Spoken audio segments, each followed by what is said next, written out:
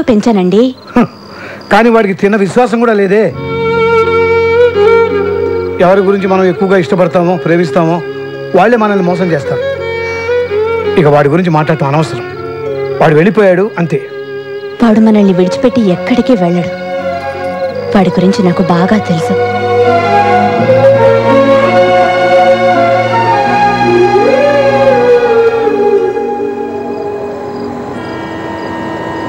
నేనెంత చెప్పినా ఇక్కడే ఉంటానంటున్నావు. ఇక్కడ ఎలా ఉండగలవు? మొన్నటిదాకా దీనికన్నా దారుణమైన చోట్ల ఉన్నానులేండి. దారిని పోయే వాళ్ళందరూ ఇక్కడ ఉండడానికి ఇదేమి శత్రువా? ఇది ఉండడం నాకు ఇష్టం లేదు. రేయ్, నువ్వు నోరు మూయరా. నువ్వు ఇలా వచ్చినోడివే. బాబు, వీడితో పాటు ముగ్గురుంటారు. వీళ్ళతో నువ్వు కలిసి ఉంటాను అనుకుంటే నాకేం అభ్యంతరం లేదు. థ్యాంక్స్ అండి.